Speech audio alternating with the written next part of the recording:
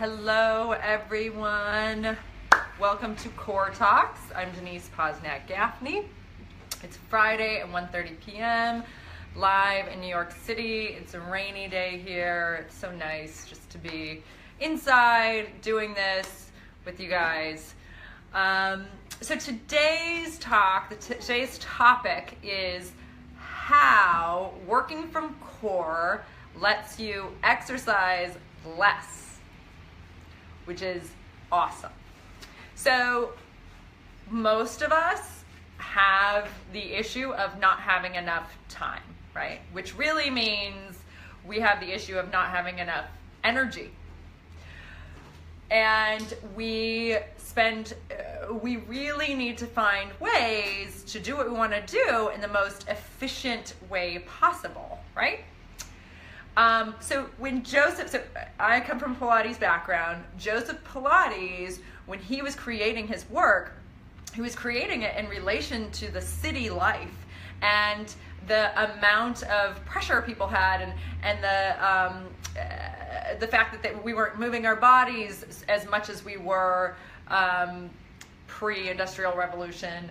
The fact that people were on the go, and he wanted to create a physical technique that was really concentrated, so you didn't have to spend that much time doing it, and you could get strong really fast. So as I've talked about in some of the past core talks, it does take a slowing down and a longevity, a sustainable, slow process to understand the core. But once you have that down, you really don't have to do that much to get into the shape that you want to be in, to get into the strength you want to be in. You can access it very quickly, and you don't have to do as much work. So my experience with this, I had a personal experience with this. I was a dancer, a young dancer, and I was, dancing all the time. In college, I would go to the gym. I had a gym membership, and I would go to the gym and I would work out in addition to dancing, always trying to get those six-pack abs and to get my body into even more of an optimal shape. And it wasn't until I came to Pilates, I think I was around 21 years old, so years after starting dancing at age 15, that I realized, or I had the experience of doing Pilates, and then all of a sudden going to the gym for 2 hours seemed ridiculous because I got nowhere. Let's say I'd go to the gym for 2 hours, I would get maybe here in terms of my strength, but doing Pilates for 20-30 minutes, I would get here on that path. So it got me where I wanted to be without actually a lot of excess pain, without the sensation of the burn and the soreness and the tiredness of doing an extreme workout. And it was such an efficient path that I was blown away. So when you become core conscious, I talk about being core conscious in my second core talk, you really are able to streamline your physical workout, the amount of time you spend on a workout, and get to a lengthened and strengthened place very easily. So how do you do that? We're going to do a couple exercises today just to experience that. But as the same principles apply, you got to learn it, you got to get a teacher, you got to figure out how to do this, you got to study it, you got to slow down to understand it. And as I mentioned, I feel like in a few core talks ago, Joseph Pilates' philosophy that you do one exercise with the right form, perfectly in that form, and that's enough. One or two perfectly. If you go out of that and you start losing your form, you're not doing it correctly and you're not actually going to help yourself. So, why is that? Why is it that you could go to the gym and get on the elliptical and do these 500 crunches or do some ab machine or do these and not really see the benefit that you want to see? it's similar to what we talked about in our last core talk, which was about aligning and balancing, finding balance. And basically, when you've got all these moving parts, which you do, when they're not aligned, when they're not connected to a central place, a central unit, you're just using excess energy, and you're not bringing it into a focus, and therefore you're just spinning a bunch of plates without getting anything done physically. So we're gonna do a couple of physical exercises to do this. We're gonna apply it to a squat, which many of you probably do in the gym. We're gonna apply it to a plank. But let's just transition really quickly into how this functions in our life too, right? So, similar concept. When we don't have our core focus or our core self or our core mantra, whatever it is for the day, there is a lot of excess energy being thrown out there that tires us out. So yesterday I was really conscious, really thinking, I've been thinking a lot about applying this core to the day, just in my thinking. And I was thinking about all the energy I waste and all the stress that is caused by decision making. So every moment of our day, we have like several choices, right? Unless you are sort of nice to have a job where someone's telling you what to do, because then you have a focus that you don't have to make decisions. But in general, in life, as we're out and about, we've got all of these decisions to make. And not knowing what decision to make causes stress. It starts to drain our energy. It is spinning plates all around. It's excess tension.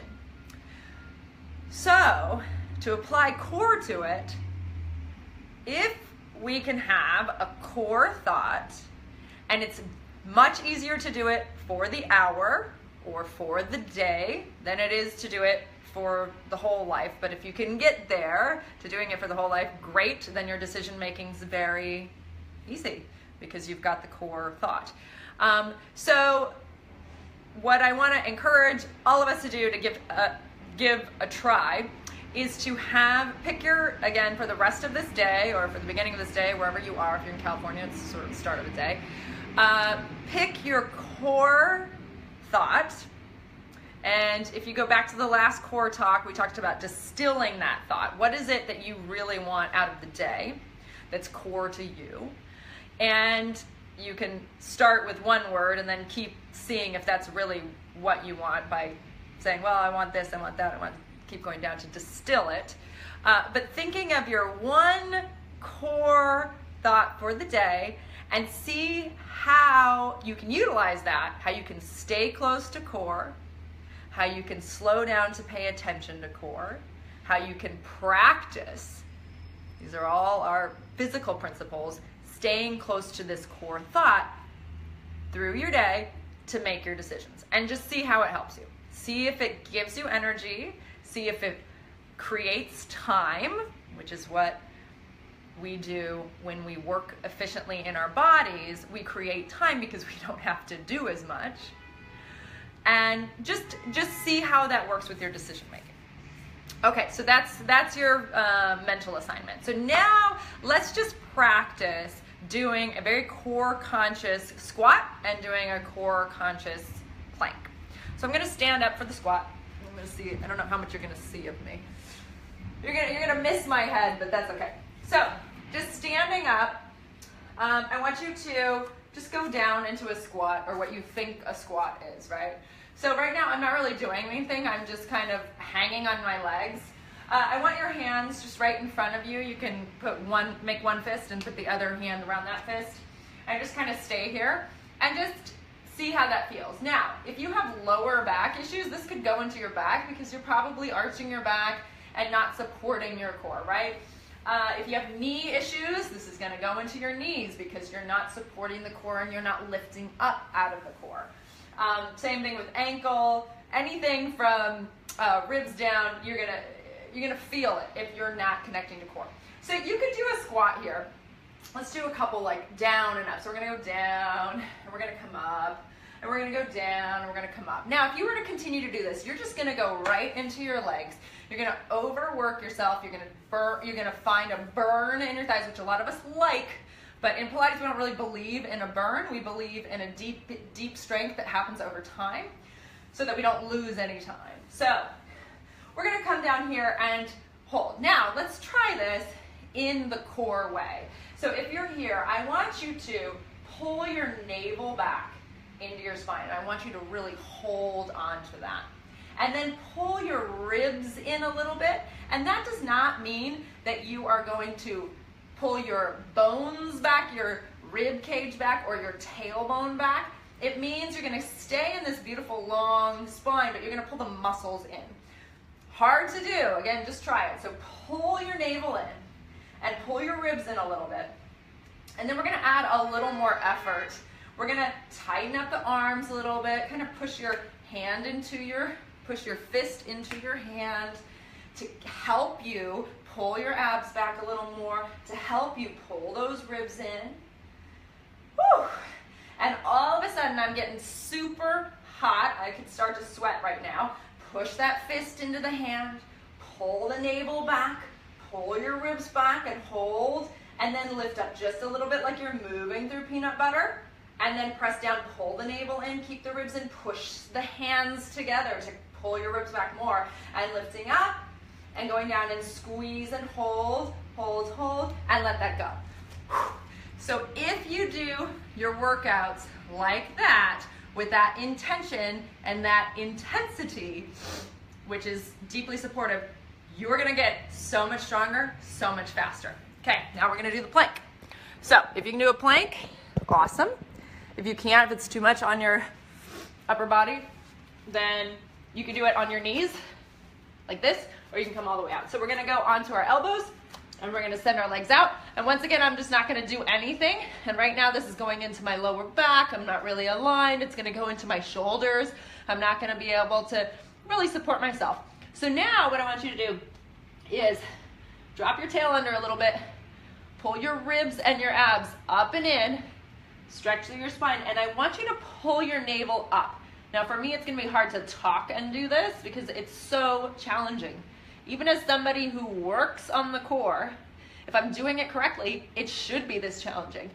Pull the navel up and in as though there's a little candle underneath your navel and you don't want to get burned.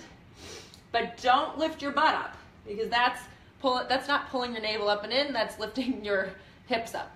So stay in that position. You might want to do this in front of a mirror. Navel's up and in, and try to hold the navel up, up, up, up, up, and up. Woo! And relax. So that's an application you can make to all of your exercises, all of your workout exercises, anything you do, walking down the street, walking upstairs, any kind of upper body work. When you're doing your upper body work, pull the navel in, pull your ribs in, use your core. And try it and see, just do it for a week. Do it every single exercise. Do it for one of your workouts. Slow everything down, try it, and see how you feel after. You're gonna be more connected, you're gonna start to build a deeper strength, and life is gonna be more efficient. You're gonna feel stronger, you're gonna feel more aligned, you're gonna be at the place you wanna be physically much quicker. Okay, thank you so much, everybody. I will maybe see you next week at the end of March, so I'm not sure if I'm gonna continue Core Talks right now, but stay tuned and have a great weekend. Please share this if you liked it, and see you all soon. Bye.